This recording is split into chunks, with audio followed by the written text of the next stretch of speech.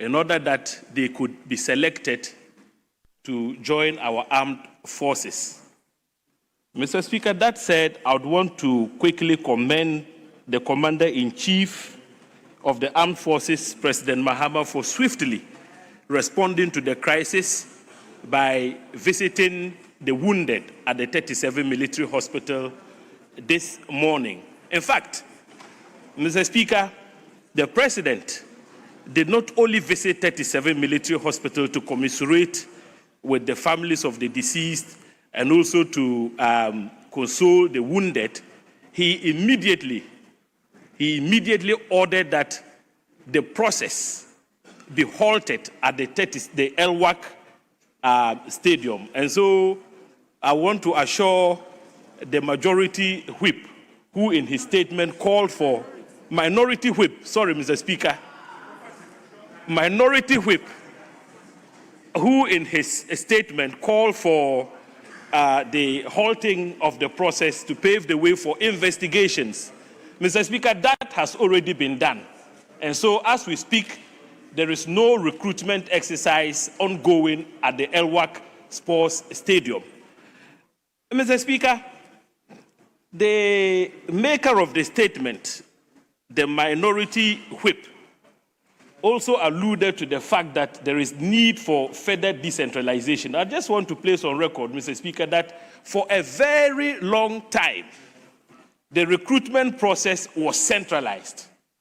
It took the intervention of this government to revert back to the old system of having the process decentralized. Mr. Speaker, Honourable Member, factually, you are incorrect. Factually, you are incorrect.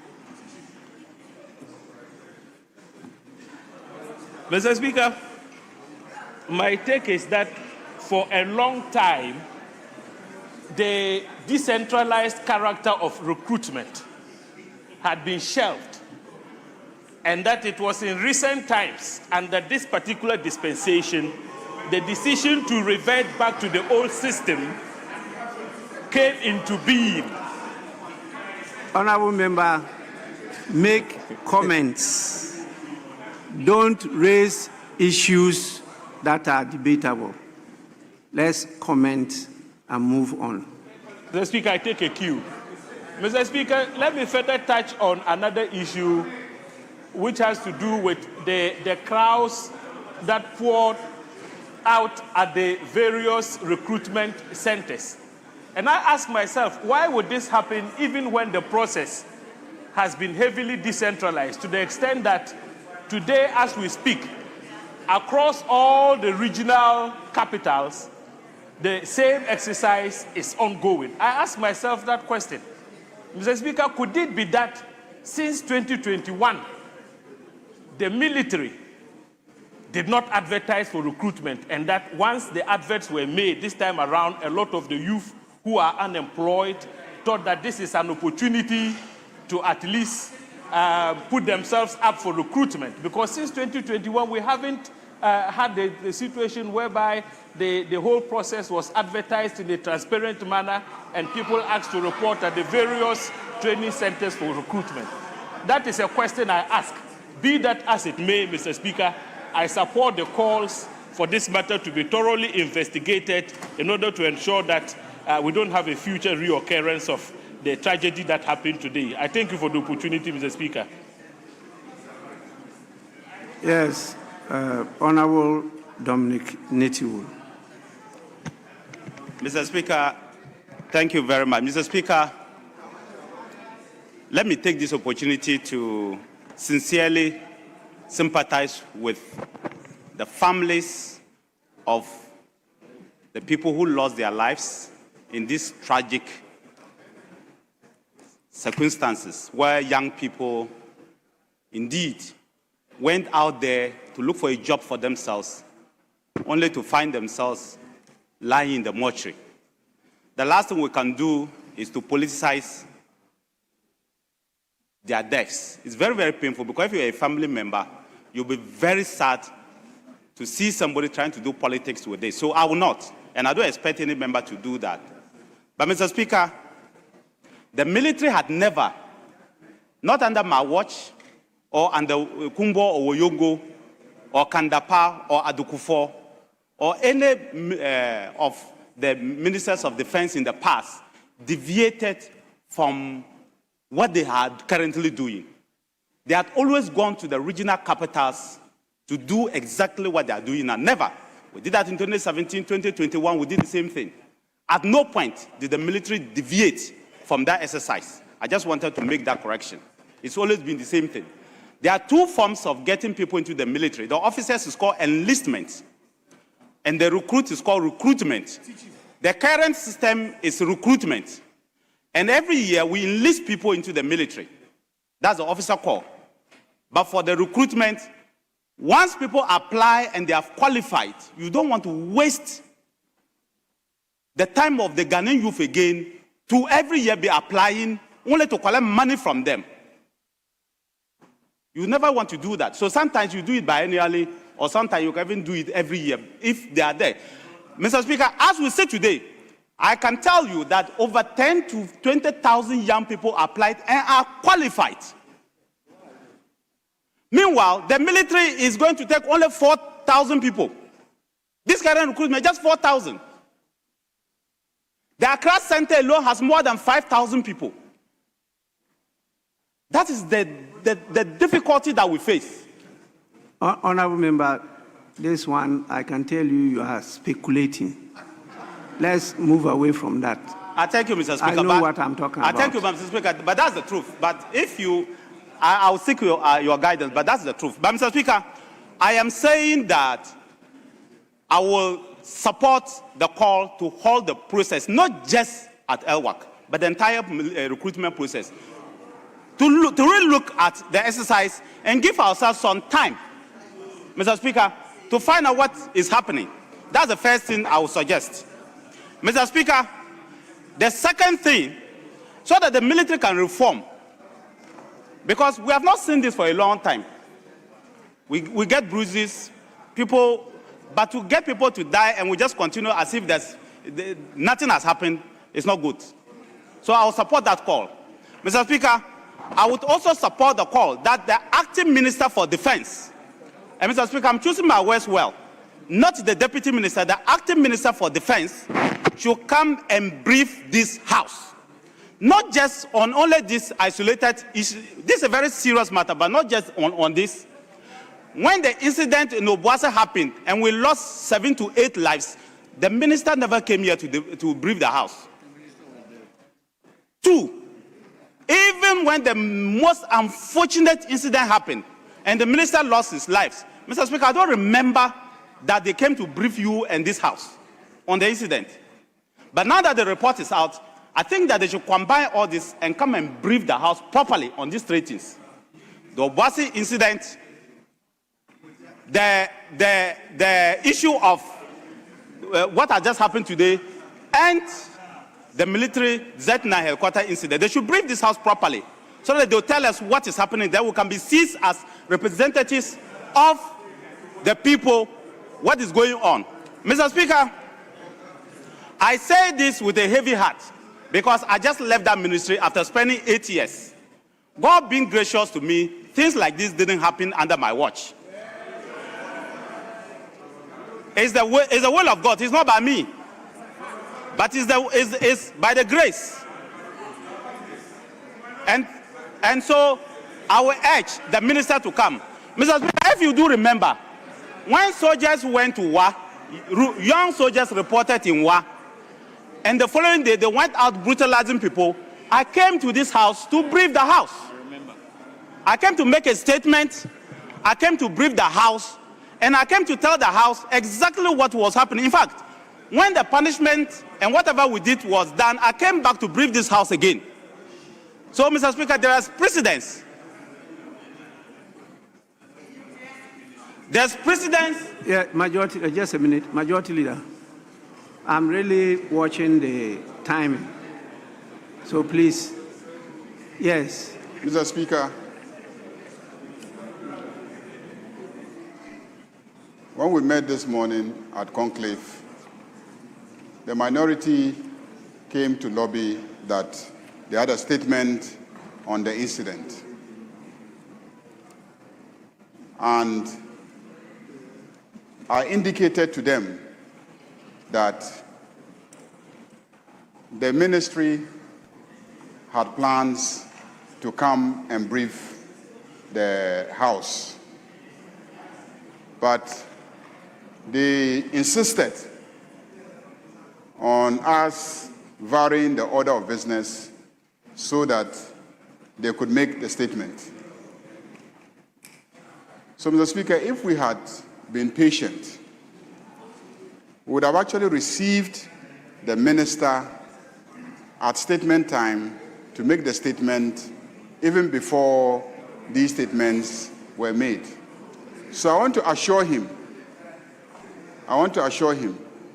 that the acting Minister for Defense, that's the Minister for Finance, is on his way here to come and make a statement to this House. So please exercise a little patience, and very soon the acting Minister for Defense will be in this House. Minority Leader. Mr. Speaker, lately we have been receiving a lot of tutorials from the respected Majority Leader, tutorials on rules of this House. Mr. Speaker, with respect, I submit most humbly that what he just did was not a point of order. Mr. Speaker, when the leader of the House himself chooses convenience over principle, it becomes worrying. It is becoming very convenient that the leader of the House is very intolerant of views that are expressed by this side of the House, and he finds ways to come through a supposed point of order and even issue threats. Mr. Speaker, this must stop. As and when it pleases the Majority Leader, he uses the rules to stop people from expressing their opinion. Mr. Speaker, this is House of Parliament. We do not have any problem at all if the strict practice is that rules. It will be an opportunity for us to learn and learn. But he who comes to equity must do equity. He must do equity. Enough of this, Mr. Speaker, and I humbly beg that if he is talking about rules, he himself should practice it. What is happening, Mr. Speaker, in this House is amounting to the Majority Leader using the back door to introduce a certain culture of silence, to silence the views of the minority. That is what he's doing, so that he would intervene to stop your thought pattern and have his way, instead of patiently waiting for his time to make his own views known. This must stop. It must all come from the leader of the House. Yes, Majority Leader. Mr. Speaker, it is obvious that the Minority Leader has issues.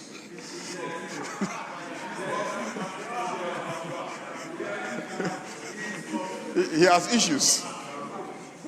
And I think, like the Speaker said last week, when we were discussing football, somebody jumps to discuss Ampi.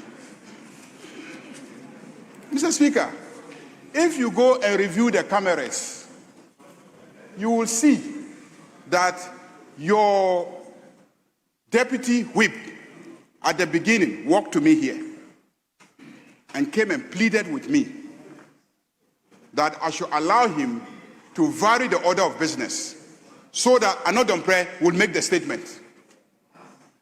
He came here and pleaded with me. The cameras bear testimony.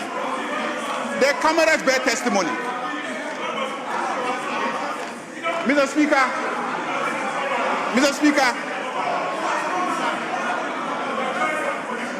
At that point, if I wanted to silence the minority, I would have told him that I will not allow you to vary the order of business because the minister is coming here. I would have opposed the application for the variation.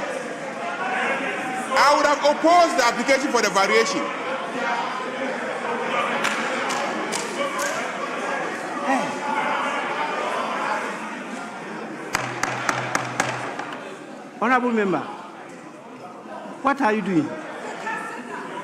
What are you doing?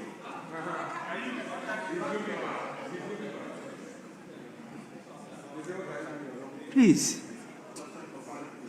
you can heckle a colleague, but you don't use your hand and be clapping and doing this and that. That is noise. You can't do that. Please.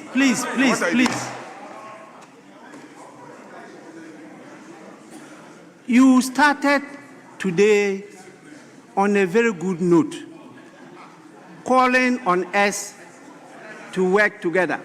Please.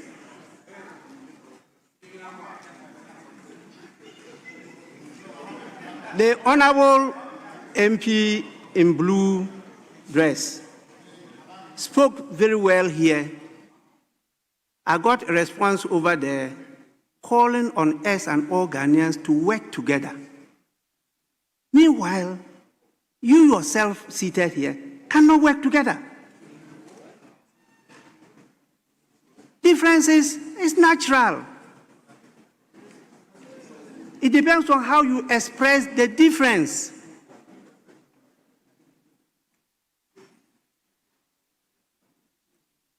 What you do here is you try to persuade. You don't persuade a person by shouting at the person. You don't.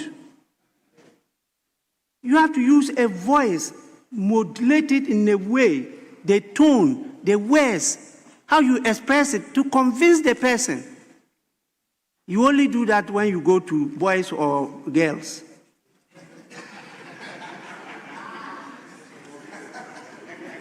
But you are here. You are not only talking to your colleague here. You are talking to the whole country and the nation.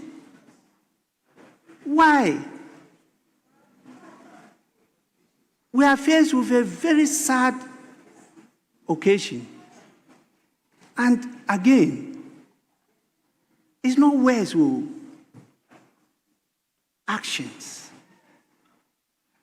Let the Ghanaian people see that really is shocking. You are sad and that you want to do something about it. This is not an issue you use for politics at all. Please. The speaker should not participate in debate. But the speaker is not among the three monkeys. See no evil, speak no evil, hear no evil. That is not the role of a speaker. The national interest prevails, and how to protect it. You know it, that part of our rules talk about interruption of debate. Go through it in the standing orders. One of them is the point of order. Read it yourselves. It goes beyond point of order. When you have information and you want to share, at the time a member is talking, you are also allowed to interrupt. Please, let's continue to cooperate and let the good people of Ghana know that we are truly representing them, not parties. Honorable Dominic Nitiwul, you may go on now. Mr. Speaker, thank you. Mr. Speaker, I thank you, and I thank leadership. I'm treading a very fine line because I just left the place. And you know that the military is a very disciplined institution. And I would have wished and prayed that this didn't happen to the military. But unfortunately, we are where we are now. And so I'm treading cautiously. And as you also know, most of my predecessors have not had the opportunity to sit in parliament after leaving that office. So they virtually kept quiet. So I have to always juggle between and mind how I carry myself because of the position that I held. So, Mr. Speaker, I say, and I still repeat, that I support the position that we should hold the whole process and review it. 2, I also think that the minister should come and brief us. And I'm happy he said he's briefing us on only this particular thing. But I said that if he briefed us on the 3 key things that happened, it would have helped us. Especially the report that just came. It will have helped the nation and all of us because we are representing the people. Once they brief parliament, we have briefed the nation. And thirdly, the other security agencies will also do recruitment. It's not just the military. They have also started advertising. And their numbers are even bigger than that of the military.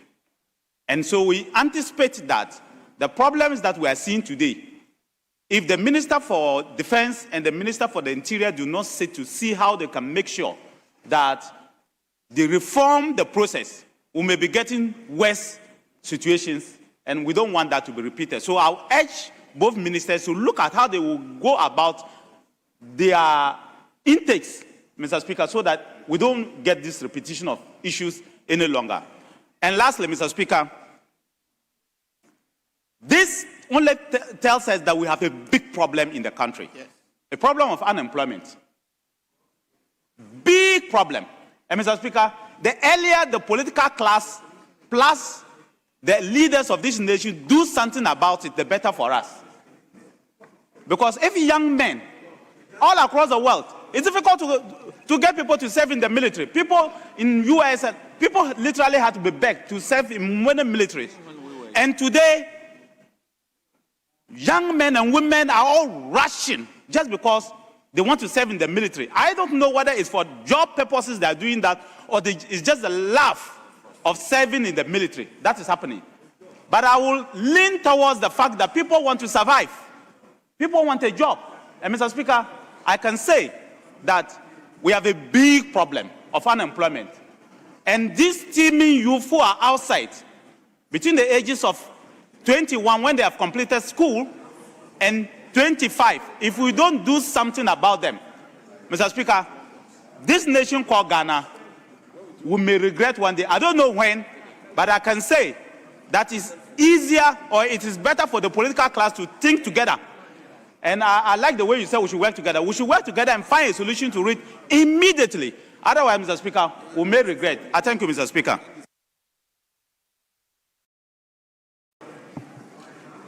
Yes, a female voice.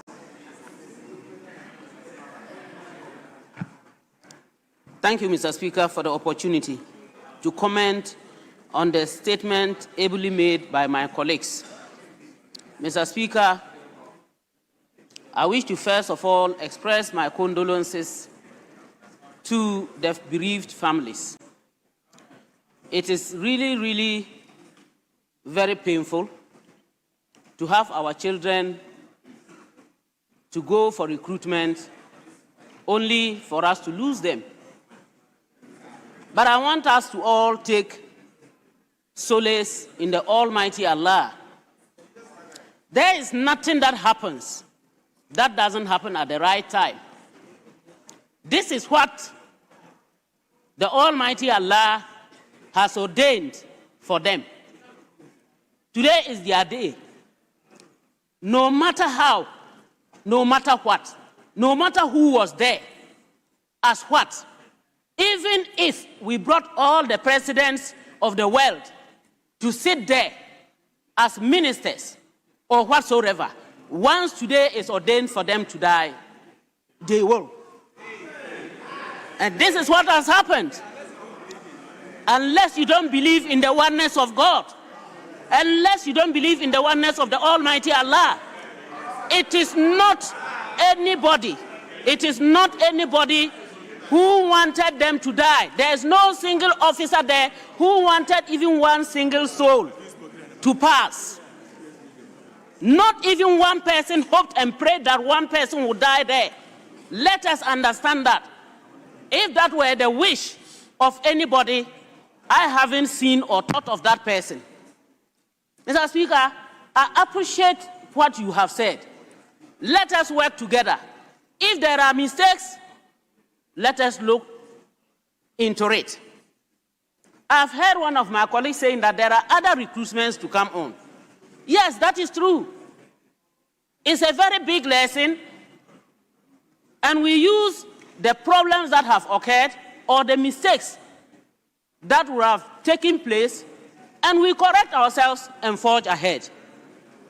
We are sitting here, and most probably we might be talking and looking at it politically, with a political lens. But who knows those who have passed? Who knows whether they voted for NDC, MPP, PNC, or even they never voted? But here we are worried. We are not happy because we didn't wish them and we never thought of that. So let us be conscious of that. Let me appreciate the President, His Excellency John Dramani Mahama, for putting a halt to the activity at the Elwak Stadium. Mr. Speaker, I wish to suggest that whether now or in the future, decentralization should be properly done. It could even be done by districts, not regions, by districts. And if we can go down to the grassroots, it can even be by constituency. After all, they are all Ghanaians and they are our people. Rather than let people travel maybe from Pusiga to Accra, the Elwak Stadium, only to come and then die when nobody ever dreamt of it. So, Mr. Speaker, I wish to call on all of us to stay united and then to talk and to note that we are a representative of everybody and not one particular person. And that when something like this happens, we should fight together, forge ahead, look at the best that will lead us on our way forward. I thank you very much, Mr. Speaker, for the opportunity.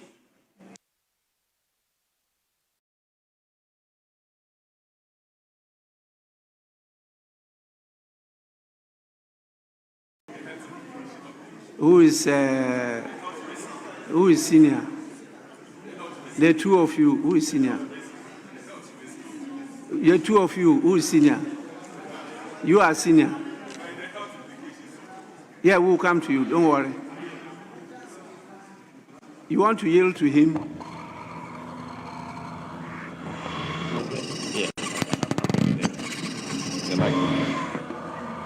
Thank you, Mr. Speaker, for this special opportunity. Sorry, just a minute. Majority Leader. Mr. Speaker, I think I need your guidance in this matter. In the course of the contributions members are making, they have sought information from government on what is to be done, what shouldn't be done, what measures should be implemented, and etc.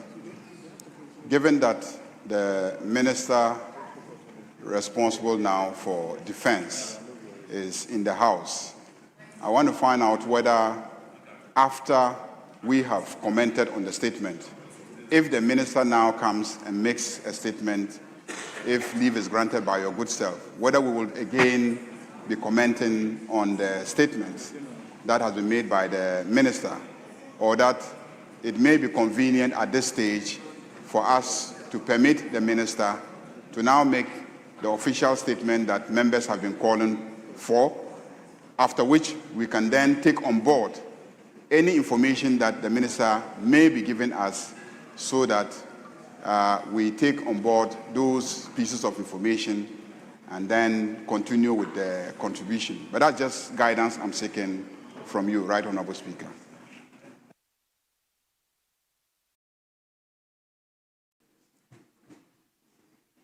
Will the, sorry, Minority Leader. Speaker, with respect. Mr. Speaker, what we are doing now is guided by Order 93. Now, if the minister chooses to come before us, he comes here under Order 91. There is no such estoppel rule that would operate against comments by members under Order 93. If the Honorable Minister comes to this House to make a statement, which statement will be regulated by 91, the rule permits under 91(4) for members of this House to make comments. So, Mr. Speaker, with respect and in all humility, I do not think that there is anything at all for your guidance to be sought on. The majority leader, most respectfully, must allow the chair to guide proceedings under the rules that have been invoked for now. If the minister later comes to say he has something to say, nothing stops the minister. And that one would also be guided by a different rule. But to say that he wants to find out whether if the minister comes and says something, members will be permitted to make comment. Mr. Speaker, that would be another speculation that the rules would not permit. So, Mr. Speaker, I beg of the majority leader to allow proceedings to go on without any interruption. I so submit, sir. Honorable members, it's for the reasons that the minority leader has just adduced that I wanted clarification. Whether he was going to make the statement as a minister or as a member of the House. As the minority leader stated, they come under two different standing orders. And if he's making it as a minister, definitely Order 91 will apply. If he's making it as a member, then Order 93 will apply. And 91(2) says, honorable members, please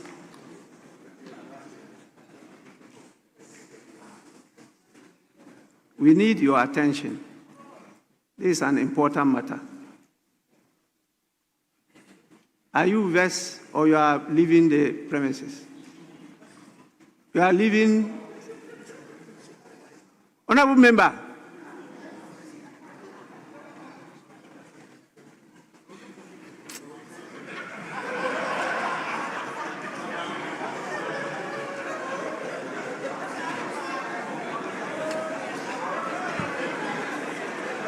Honorable members,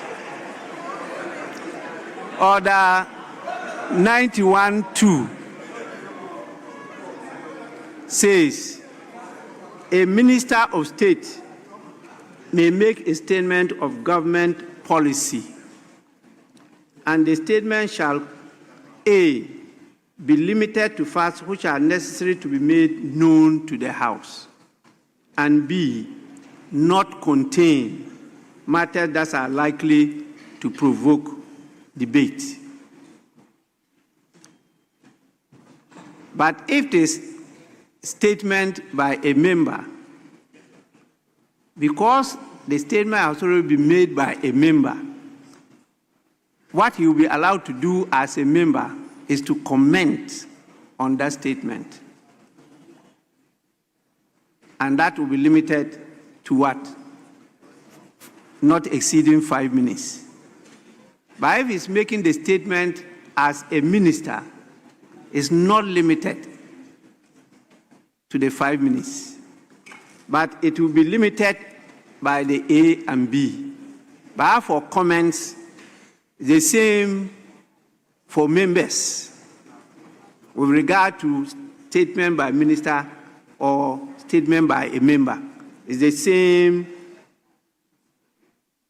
in such a way, you make a statement in such a way that it doesn't provoke debate and it also does not exceed the 5 minutes on both occasions.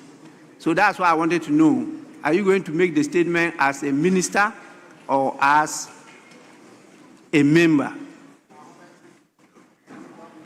Mr. Speaker, he will make the statement as a minister. Now, if he's going to make the statement as a minister of state, and that comes under Order 91, and it is on the same subject, I will then allow him to make that statement. Then we now continue with the comments by members. He may disclose some facts which may be necessary to be known by the House, and that will guide members in their comments. So the minister may do so now.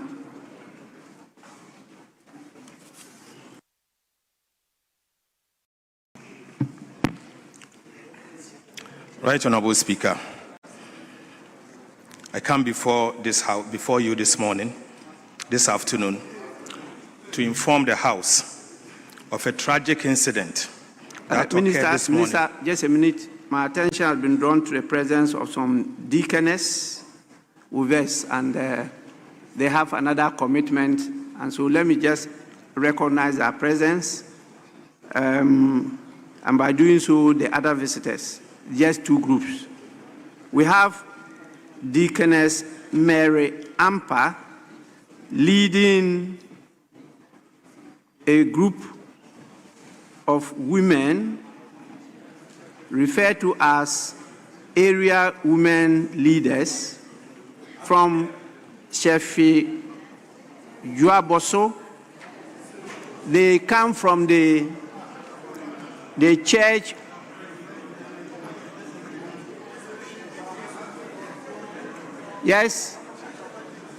they come from the Church of Pentecost.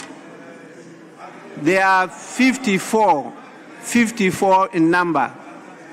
Please, on behalf of the House, I warmly welcome you to Parliament. You have a lot of your members here. The Church of Pentecost has a lot of members as members of Parliament.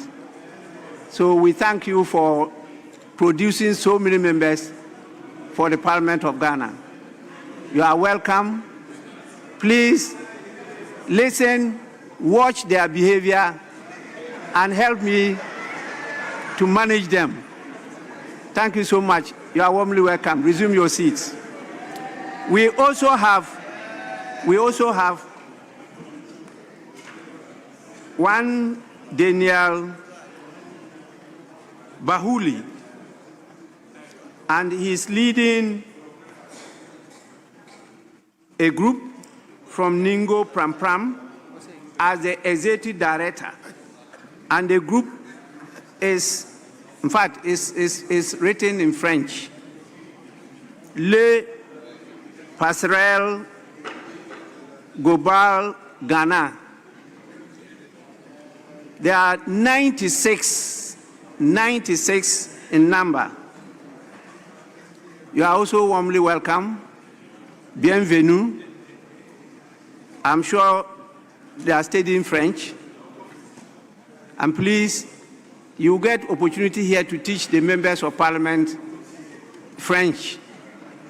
Many of them here are completely illiterate when it comes to French. I am in basic school of the French language, so at least I understand something. You are welcome, and you may resume your seats. Now, Minister, you may present your statement.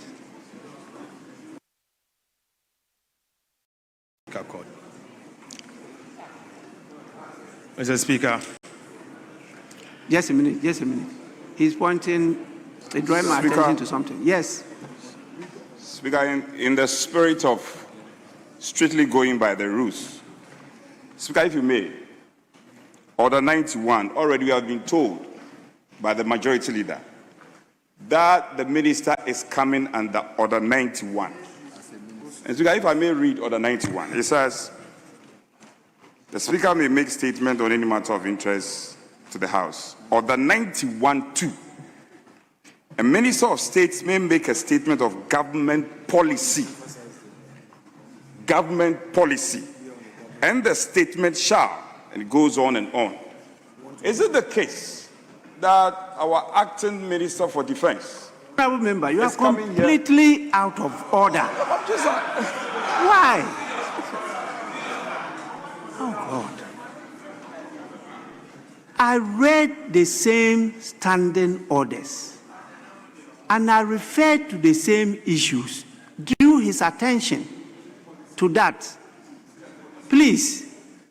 Now you are repeating and asking questions. Why? Oh, it meant that, please, you know how this thing originated.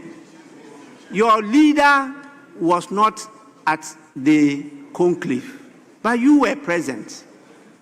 You came with the statement to me at the lobby. And because of the emergency involved, we decided to admit it so that you can make it today. You insisted to vary the order of the business.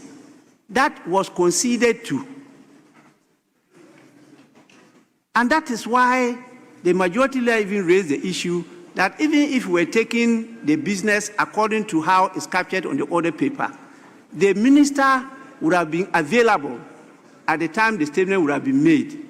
But we varied the order of the business, and it was made earlier than questions. And so the minister was not available, and that the minister will be coming to make the statement. It is under this. But why I said you are out of order is that I have already done what you are doing. And I drew his attention before the majority leader got up to say, yes, he's coming to make a statement as a minister, not as a member of parliament. And so I permitted him to do so, guided by the standing order 91-2. Please, you are my very good friend. Sometimes you are caught up by the pressure from behind you. I remain your very good friend. And yes, you have taught us in this house the need for all of us to aspire to learn. And I was asking question for clarity. You are speaking to me, yes, not to him. And it's not time for questions and answers. And so that's why I say you are out of order. Please. Speaker, I'm guided. If these questions, we have to admit them. And the answers will have to come, depending on whether it's oral or written. The rules are clear on that. Then we can allow you to go on. Minister, please make your statement.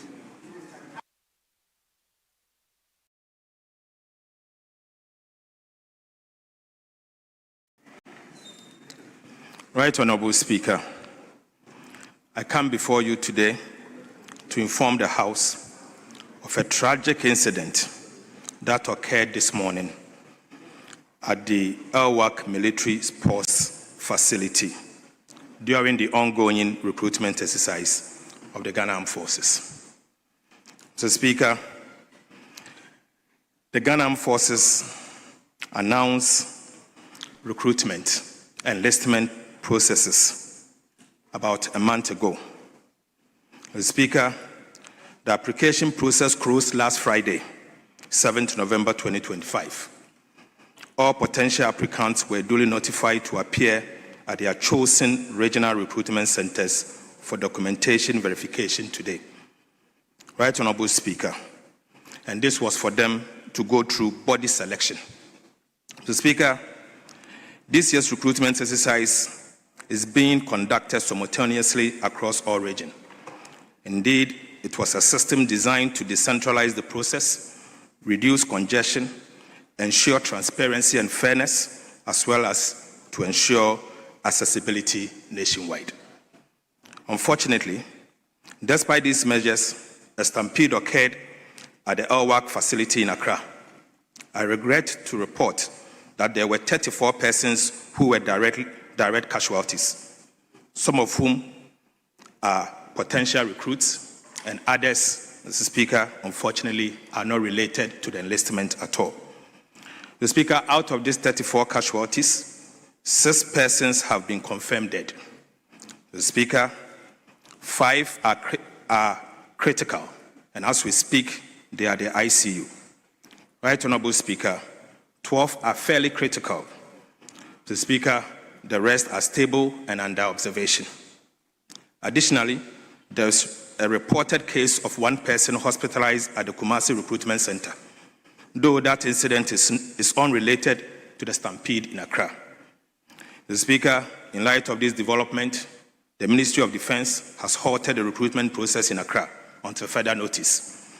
I wish to assure honorable members that in all other regions, the exercise is progressing smoothly and without incident. Right Honorable Speaker, the Ministry of Defense deeply mourns the loss of life and extend condolences to the affected families. We are working closely with the Ghana Armed Forces, medical teams, and law enforcement agencies to provide full support to the injured and to investigate the circumstances that led to this tragedy. Mr. Speaker, as a result, the Ghana Armed Forces has instituted an internal board of inquiry to investigate the causes of this unfortunate incident. Right Honorable Speaker, the safety and dignity of applicants remains paramount, and the ministry will take every step necessary to prevent reoccurrence of this matter. Mr. Speaker, I so submit. Honorable members, we will continue with the comments, and I had earlier on recognized him, so he will be the first to have. Thank you, Mr. Speaker. Mr. Speaker, first and foremost, I would like to express my sympathies to the bereaved families and also to the Ghana Armed Forces for such an event. Mr. Speaker, I believe that a lot of us have spoken on this matter, and I believe that it is time that our planning processes change for the recruitment of our young men into the national and the Ghana Armed Forces. Mr. Speaker, this is not the first time we've heard of stampedes for this recruitment, and this one is a turning point. Mr. Speaker, I believe that, like Honorable Puziga said, it is time that we decentralize to the grassroots, all the way to the constituencies. Mr. Speaker, this business of registration, all anew, all the time, should also stop. I believe that when people get into the system and they are qualified, we should have a gradual process of recruiting them over time. There's no point, Mr. Speaker, putting over 10,000 people or 5,000 people at a point, at just one point. There's no point. We can do it over a week and do, say, 1,000 at a time, 1,000 at a time, 1,000 at a time. Because when you put so many people together, even the potential for disease transmission is also very high. So even though we are there to actually recruit people, we actually be transmitting diseases to other persons. And I believe that it is time that we go back to the drawing board, relook at the whole system, and make sure that the recruitment we are doing into the Ghana Armed Forces do not look or seem as if we are punishing our young people. I mean, why is it that people want to serve these Ghana Armed Forces or the police, whatever, are always put under pressure? They are young people. We should let them know that they have a duty to serve this country. And when they want to serve, we should not be punishing them. Mr. Speaker, this also goes further to the issue about decent jobs for our young people. If over 30,000 people are trying to get into the Ghana Armed Forces, which might have just about 4,000 or 3,000 spaces per year, then it shows that there's a critical need to address the issue of employment. Mr. Speaker, I've looked at the statistics before. If you take the number of young people that go to school and end up in government positions, it's just about 5%. So clearly, we should know that the Plan A Ghanaians should be looking at all the time consistently should be about the private sector and entrepreneurship. Unfortunately, we tend to be educating our young people when they get to universities and start telling them that start looking to do something for yourself. I believe that it is time that we start doing that education right from primary school, so that by the time they get into secondary school, they've accustomed to the idea of doing something for themselves. Because the Ghana government cannot and can never employ everybody under the system. Mr. Speaker, I know that during the last election, the NDC, for instance, promised 24-hour economy, 1 job, 3 shifts, and 3 people. So people were looking up to the opportunity of getting employment. The MPP at that time also promised 4 million jobs for the young people. Make Mr. sure Speaker, I'm not don't generate debate, because where you are going debate. I was talking about decent jobs. Honorable member, you have to listen to me in silence. Yes, please. I'm just drawing your attention not to go beyond the line, to raise issues that will generate debate. Very simple guidance. You may go on. Mr. Speaker, thank you for the guidance. Mr. Speaker, the issue of decent jobs are issues that we need to address. And naturally, Mr. Speaker, there might be alternative views and alternative positions to that matter. But I wanted to draw the attention of the House to the fact that we need to work together, sit down together, and agree that if we are working with, say, 24-hour economy or the 4 million jobs position that the MPP said, how can we sit down and say, where do we draw the lines and where do we fix it, so that we can give opportunities to our young people to work? Because, Mr. Speaker, when more young people work, it increases the productivity of this country. It generates jobs and it creates prosperity for all Ghanaians. Because when money moves around, wealth is generated. So we should find new ways of making sure that every young person is occupied.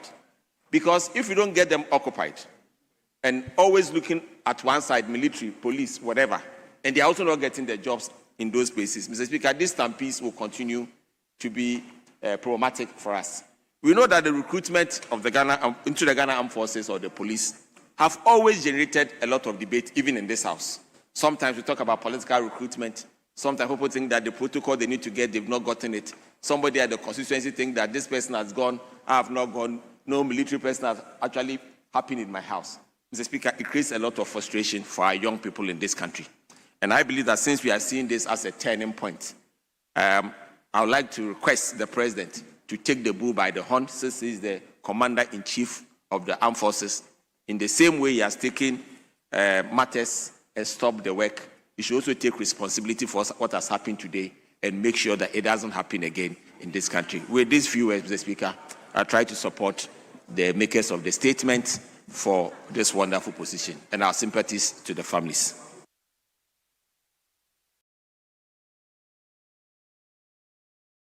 Please, the health dimension. Thank you, Mr. Speaker.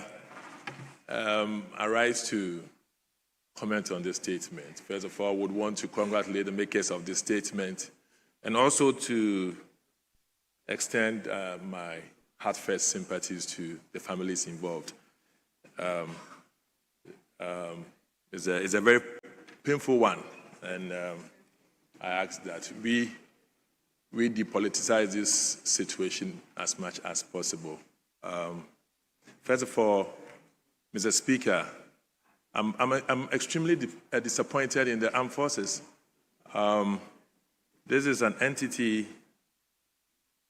I think they failed in their risk assessment. They failed in their risk assessment.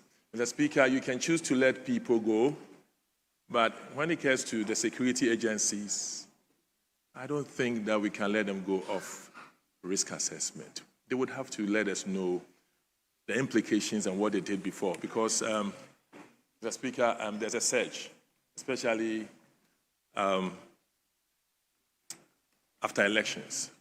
And therefore, what were they anticipating and what measures did they put in place? I'm happy also to hear that the other regions are going on very well.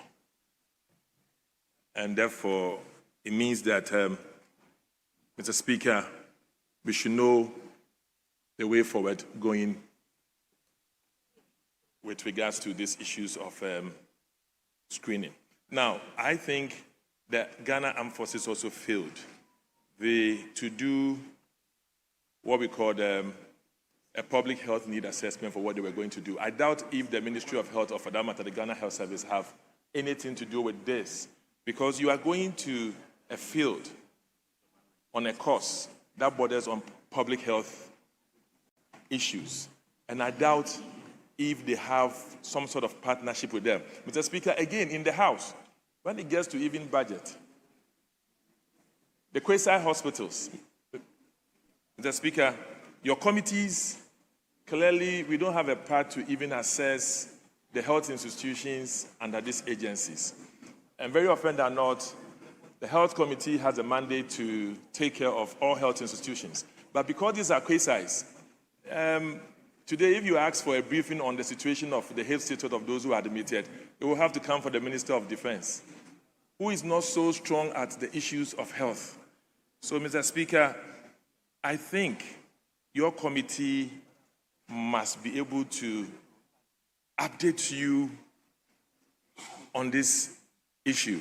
And then again, maybe the president, who is the commander-in-chief, may have to appoint a substantive Minister of Defense. Our very good friend here is acting Defense and Finance. But we can't have one ministry, a casualty at the start of the year, and then also along the way. I mean, it's one too much for everybody. So probably this is the best time for the Commander-in-Chief to bring a Defense Minister. I humbly submit to the acting Defense Minister that, Minister, maybe in the compensation measure, we may want to look at the families involved graciously. There's nothing that you do that would appease them, but there is a way to get families have a sense of belonging and government being there for them.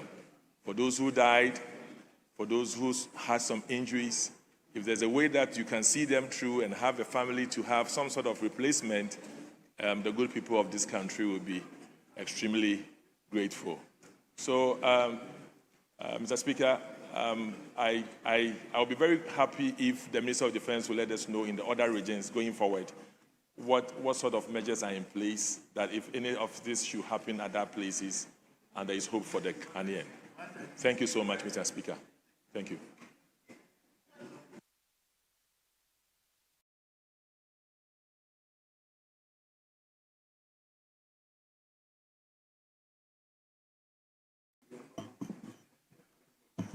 Thank you, Mr. Speaker, for the opportunity to add some comments to the statement ably made by my three colleagues, the Honorable Acting Minister of Defense, Honorable Dr. Atuban Fossen, Honorable Adam Bana, and then Honorable Minority Whip, Honorable Arnold Dompre.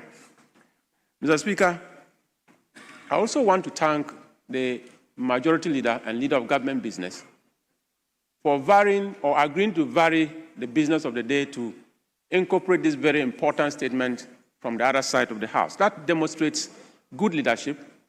It brings our democracy to another level, and it shows how important we are taking this issue that happened at LWAC in this House. Mr. Speaker, I want to plead that let the optics be right.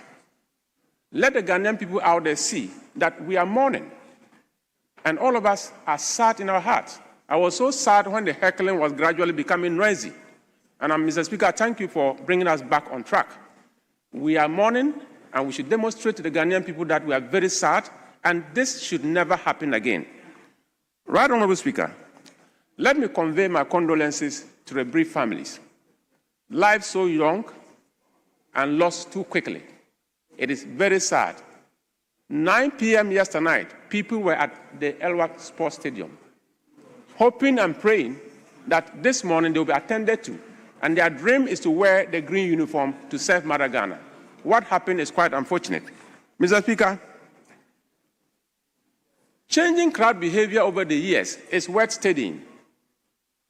In the year 1990, if you have 10,000 people who have gathered for recruitment, and there are other opportunities available, their behavior would definitely be different from 2025, when you have over 22,000 people at a particular point, and they are so desperate and not believing that if they don't get this opportunity, there's anything anywhere for them. So I am saying, Mr. Speaker, that what happened at Elwak,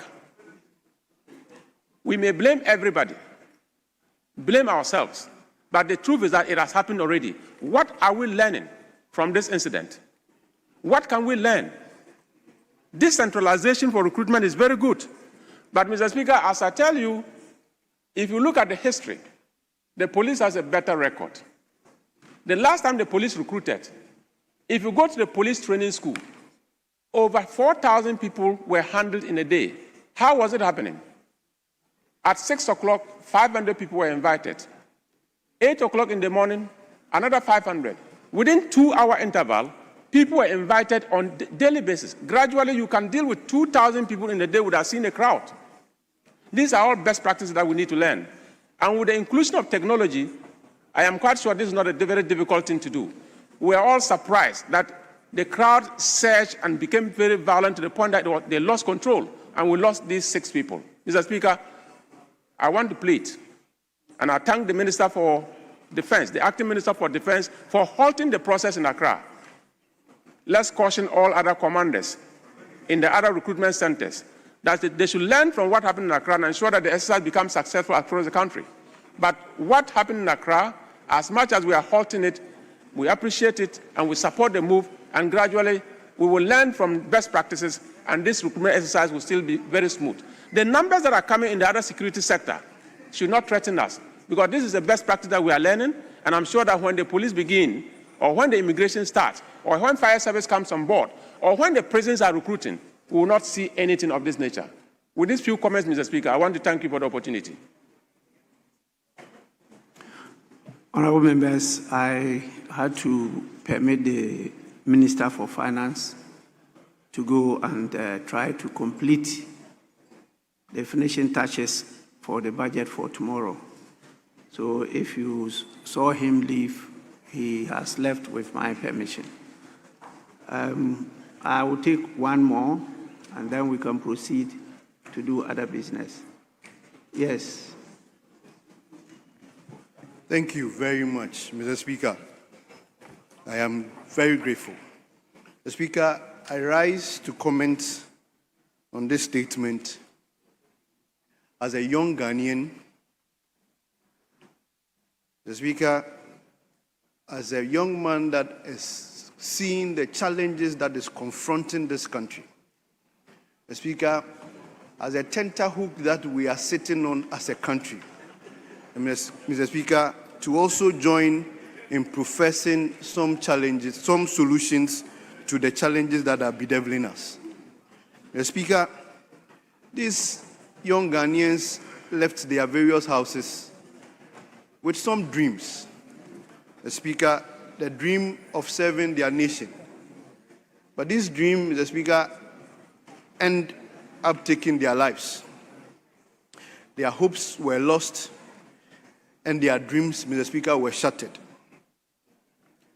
Speaker, this is as a result of some recruitment failures we have all looked upon from time immemorial. Successive governments, Mr. Speaker, not just one government, successive governments. Mr. Speaker, you will be surprised how every young man, as soon as they complete secondary school, Mr. Speaker, the only thing they are looking forward to is to join the Ghana Armed Forces, join police, or join National Fire Service, or immigration. Mr. Speaker, this is as a result of security of jobs and the unavailability of jobs that are facing the young people of this country. Mr. Speaker, if it will surprise you to know that year in, year out, about 20 of thousands of Ghanaians buy forms only for the services to recruit less than 1,000, 2,000, or 3,000. About 5 or 10% of these Ghanaians, Mr. Speaker, yet they queue in their numbers, go through frustration in this country, all in the name of serving their good people or serving their country. Mr. Speaker, it is time that we look at our processes. Mr. Speaker, we must, as a country, begin to look at a comprehensive digitization system that will help us recruit our young men without allowing them to go and queue every year like we are seeing. Mr. Speaker, some of these processes can be digitized so that we will reduce the hardship, the burden, the frustration that our young people go through. Mr. Speaker, again, we must look at how opportunities are distributed for our good people in this country. Mr. Speaker, we may all shy away from the truth. But, Mr. Speaker, even out of the 20,000 people that are queuing there, the services are taking less than 3,000-4,000. Well, the figures, I may be wrong. But, Mr. Speaker, even inherent in that figures, there are opportunities that are given to some Ghanaians, and some Ghanaians are also not having some of these opportunities. Mr. Speaker, that is how we must look at this situation. How we will distribute opportunities equitable to every Ghanaian in this country. Mr. Speaker, one of the speakers of this, or the makers of the statement, my good friend, Edem Agbana, the Speaker, called for accountability. The Speaker, I am not just looking at accountability. I'm looking at an overhaul of the opportunities that we manage in this country. Let us look at an overhaul system so that we may not, because we've seen some of these processes. And the sad part of this is that all the people that are confirmed dead, the Speaker, are females. Young Ghanaian women that want to serve. And we are today mourning the loss of innocent souls. I don't know how the families will be compensated, because the people or the family members that are going out there to give them hopes ended up losing and losing the hopes. The Speaker, I will crave and beg that we apply some tactfulness, some deep thinking in how we recruit, how we give opportunities to our young people in this country, and we look at how the system will be managed without repeating some of this chaos we do repeat every successive year when we are recruiting. So that, Mr. Speaker, in future, our young people would want to serve with pride and dignity without losing their lives or without ending these dreams and hopes that they have. Mr. Speaker, with these few words, I want to commend the maker of the statement for the urgent need or the urgent timing that he brought the statement. Honorable Frank Abna Nodompre and my good friend Edem Agbana and the minister as well for swiftly responding to this matter. Thank you very much, Mr. Speaker. Honorable members, you all know that this is one of the most respected institutions of state, and the leaders and personnel of the Ministry of Defense have constantly been rated above parliamentarians when it comes to trust of the people. So this is an institution that we revere. And in fact, my own story shows that because of my reverence and the commitment to serve, in 1977, I went there for enlistment, not recruitment. Enlistment. Honorable members, please, may I have your ears? I went there for enlistment. That time, we were not looking for employment. It was not looking for employment. We're going to serve as men. There are no women in the military. They are all men. And it was so smooth at that time. I was deselected. Yes, and they told me why I was deselected before I proceeded to the university. So this is an opportunity for us to rethink about the whole process of enlistment, recruitment, employment in the public service. We have a serious challenge. We have to confront it head on. As a result of that, even when I was offered the opportunity to be Minister for Defense, I declined. I declined that offer. His Excellency, the current president, was present. That time he was vice president. He was president when I was offered. I declined for good reason. So please, this is an institution that we all revere. And it's because of them that we are all protected. You know what they do. They decide not to sleep like the police so that we can sleep. It's not an easy job. So please, even though some measures have been taken, I will direct our committee to follow up on the process. And then also emphasize what others have said for us to expedite the process of appointing a substantive minister. It's not because the current minister acting is not capable, but we know the pressures on him. And so we need to have somebody who will come with full report and look at some of the issues you've raised.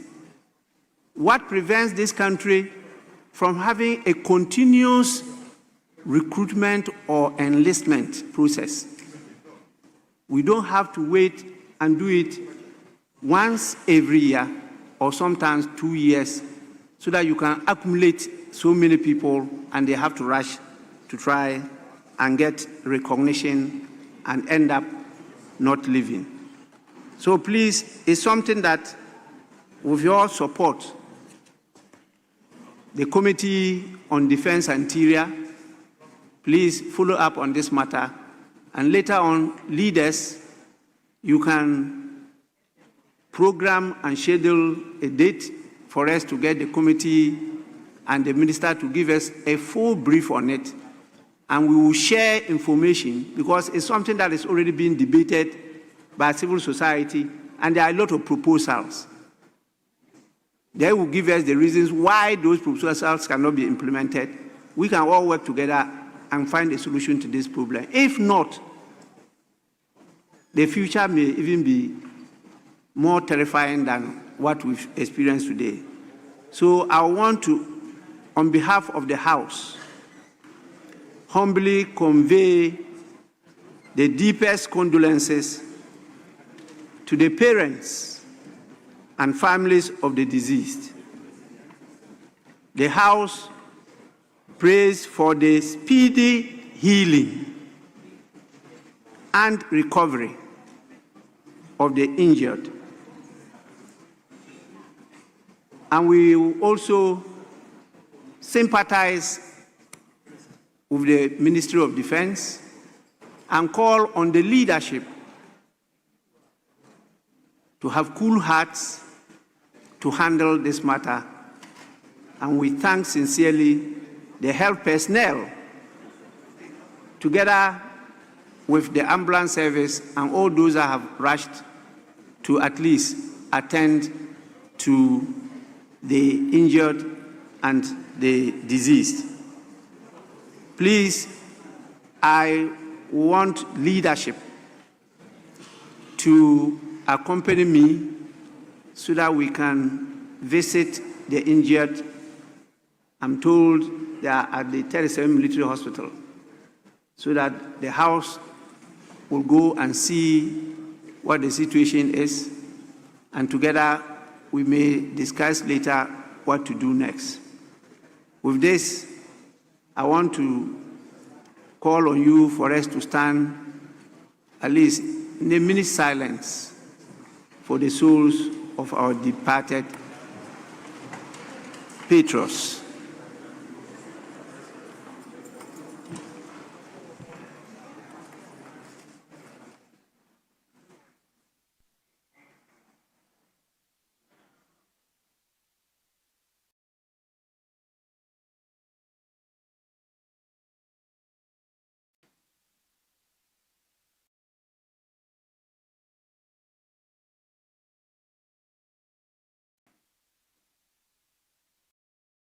Honorable members, may the souls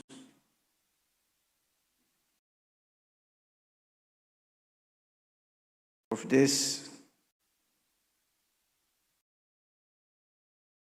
our young patriotic sons and daughters,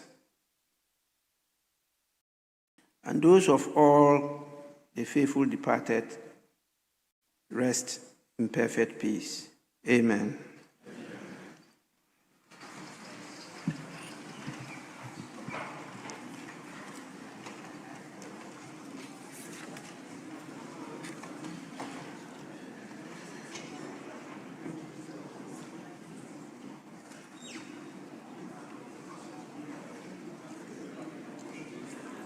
Yes, Majority Leader.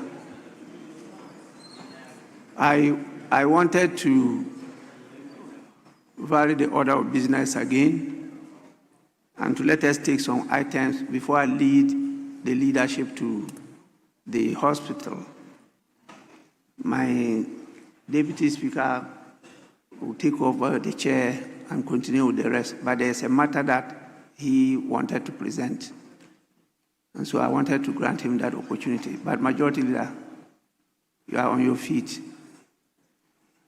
I don't know if your plan to vary the business is to take what I'm hoping we would, which is the order paper addendum.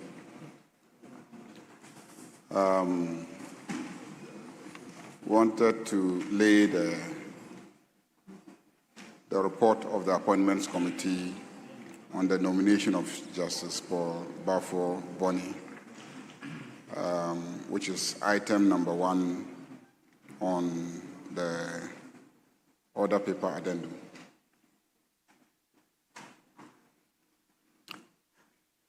Yes, Minority Friend Bench. Mr. Speaker, we had a meeting and the understanding was that the paper be laid today so that we take the report tomorrow. So, Mr. Speaker, to the extent that that is being pursued, I am not opposed to say.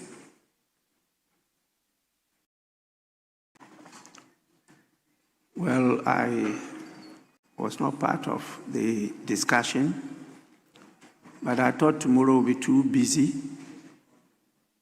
And if you are minded, this is a serious matter too. You could take it on Friday, not tomorrow. Why do you want to take it tomorrow? Mr. Speaker, I don't mind Friday. I don't mind the Friday.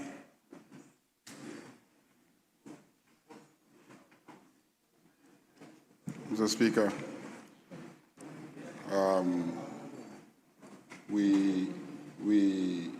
we want to take it tomorrow. We've discussed among ourselves and we have agreed that we should take it tomorrow. This side is ready to take it tomorrow. So I urge you, Mr. Speaker, to allow us to take it tomorrow.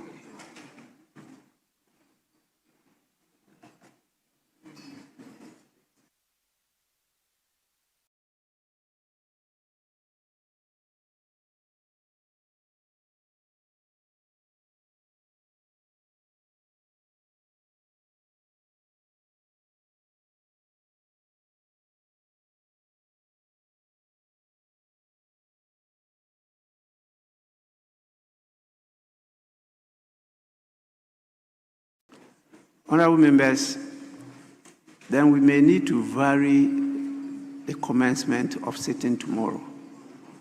Because if we have to start sitting at 2, the budget alone could take not less than 2 hours. Some take more than that. And if you want us to start in the morning, what time? 11, 12? It depends on how long you want to. You prefer 12 noon? Yes, Majority Leader, yes. Yeah, Mr. Speaker, I think 12 noon should do. 12 noon should do. Is that consensus? I think leadership should further engage on this matter because there was an earlier communication which has also informed the scheduling of other meetings of various caucuses. We, for instance, have scheduled a meeting at 11 where we got a prior notification that tomorrow's presentation will start at 2. I'm also aware Business Committee has been scheduled at midday. So, Leader, if you are aware of this, we should take that into consideration. Because that communication came out earlier that the presentation would be at 2. Yes. So you should go Friday. But you cannot decide on your own. You have to consult us. Yeah, Mr. Speaker, it works for us. We can shift the Business Committee meeting to an earlier time. We always engage to agree on the time for Business Committee sitting. The clerks consult us. So because we're a smaller number, it's easier to shift it to an earlier time. So, Mr. Speaker, we'll take the report on the nomination tomorrow, and then we can also take the budget statement tomorrow. Honorable members, the understanding is that 12 noon, we will take the motion, which is about, the paper is about to be laid, and then 2, we take the budget statement. The rest, leadership will discuss and fix the rest of the items for tomorrow. Yes, please. Mr. Speaker, I think that matter is settled. Mr. Speaker, I can see that you did indicate that you might leave us to 37. And I wanted to draw your attention to motion 14 on today's order paper, which you need to preside. And I humbly request, if it will please you, that you still occupy the chair whilst I do the needful, Mr. Speaker.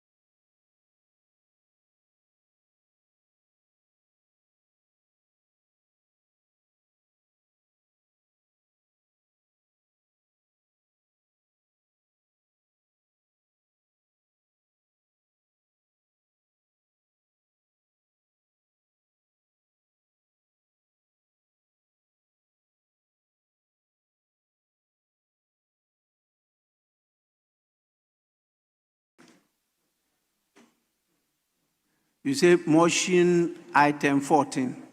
Yes, Mr. Speaker.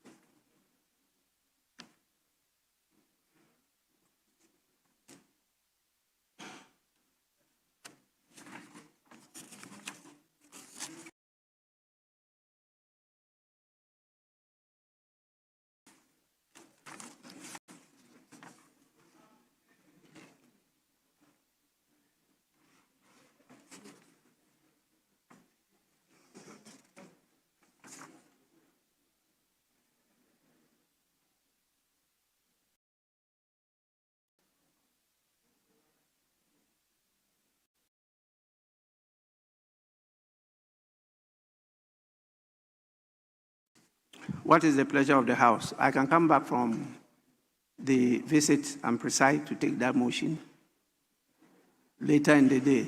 Motion item 14 on the order paper. That, yes, Majority Leader. Mr. Speaker, injured, and then.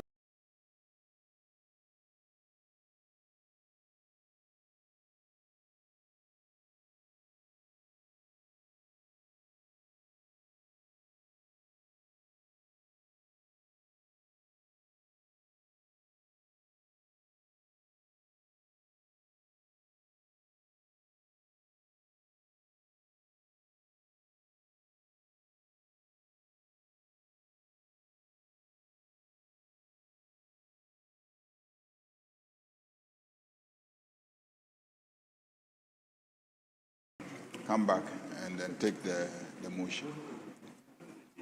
I don't know if that is the case.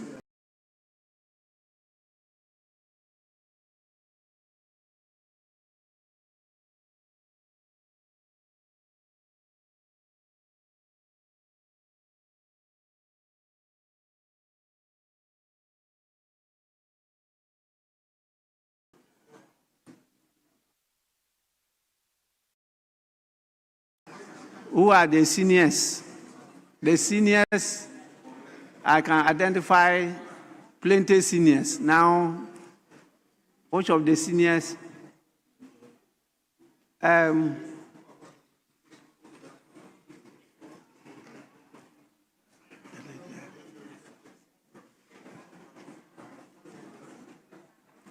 cannot see Abina.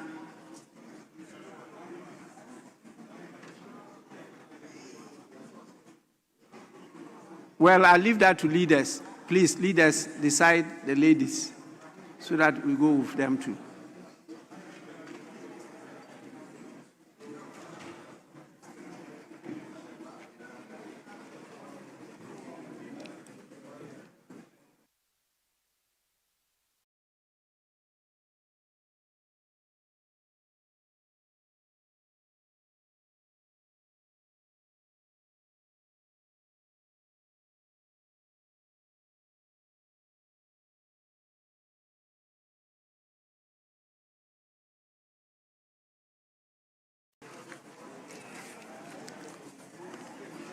Yes, Deputy Majority Leader.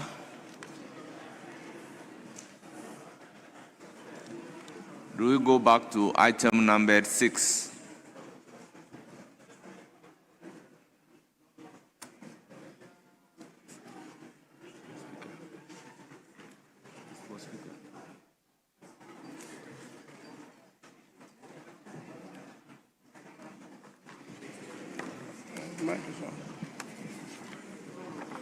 Mr. Speaker, we're looking at item number 6 now, the questions. The minister is here. Yes. So we want the minister to come and answer the questions. Honourable members, Minister for Roads and Highways is scheduled to respond to some questions. He's been sitting for some time. May I humbly ask him to take the designated seat? Honourable members, the minister is seated. And we have the first question. Standing in the name of Honourable Member for Akan, Honourable Yao Gomado. Honourable, you have the floor.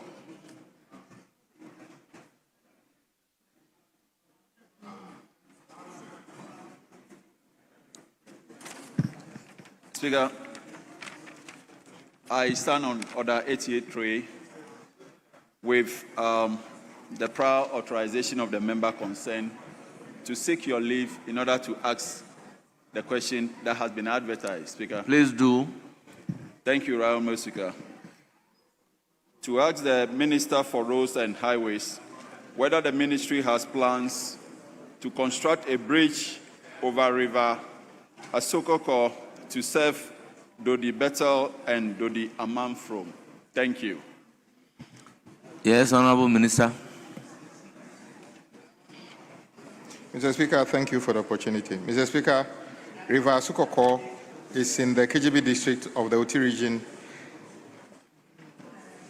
and has a span of over 70 meters.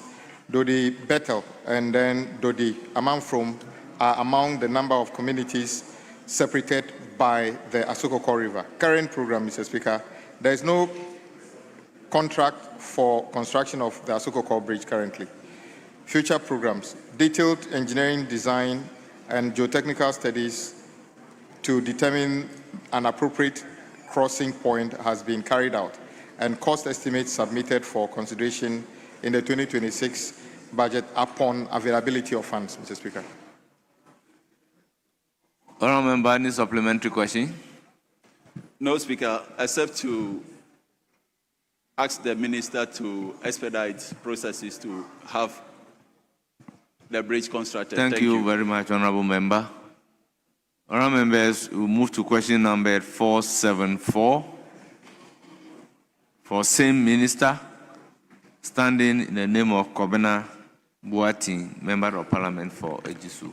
Honourable Member, you have the floor. Thank you very much, Mr. Speaker. Mr. Speaker, I rise to ask the Minister of Roads and Highways about the current state of the Kokobra, Ochirikrom, Echem, Achiase roads in the Ejoso constituency, and when work will resume to complete the road. Thank you. Yes, Honourable Minister.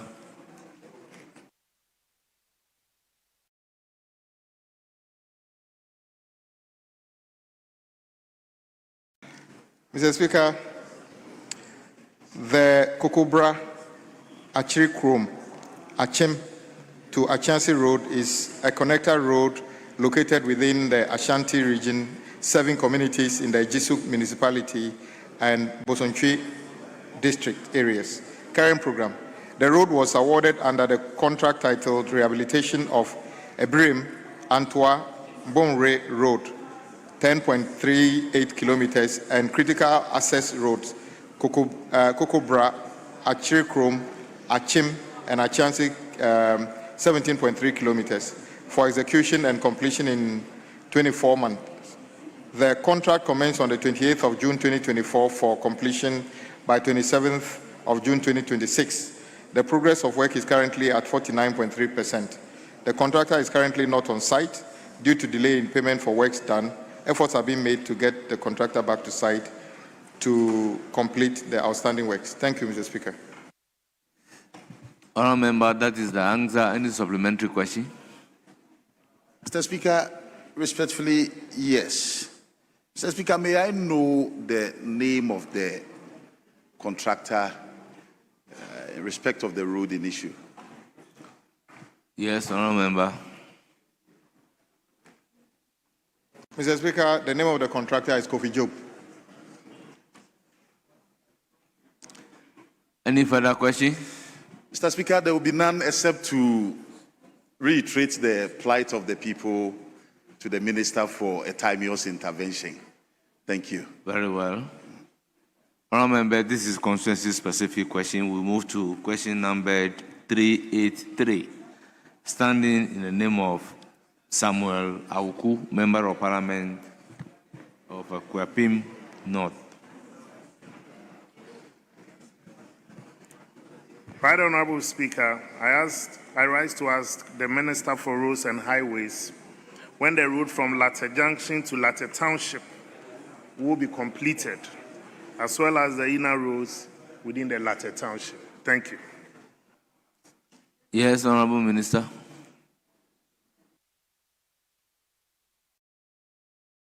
Mr. Speaker, the Latte Junction, Latte Township Road is a key route located in the eastern region, connecting the Latte community to the main Manthi, Koforidua Road, National Route 4. Current program. The road was awarded under the contract titled Rehabilitation of Manthi, Latte Junction, Latte Road, 6.2 kilometers, and access roads 2.35 kilometers, and Latetown 5.1 kilometers, total 13.65 kilometers, for execution and completion in 24 calendar months. The project commenced on the 5th of November 2024 for completion by 4th of November 2026. The progress of work is currently 45%. The contractor suspended works due to delay in payment for works done, but has indicated his willingness to mobilize back to site by December 2025. Thank you, Mr. Speaker. Honourable Member, any follow-up question? Mr. Speaker, that will be all. Thank you. Thank you very much. We move to question number 357, standing in the name of Maswell Lukuto.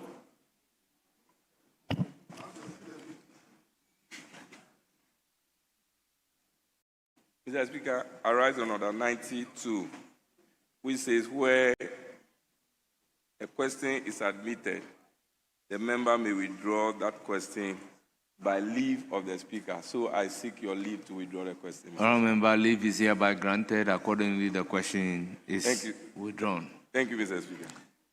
Question number 384, standing in the name of Mr. Kwame Apia Kodua, Member of Parliament for Fantiakwa North. Honourable Member, you have the floor. Thank you, Mr. Speaker. I seek to ask the Minister for Roads and Highways, when the Begro Township Road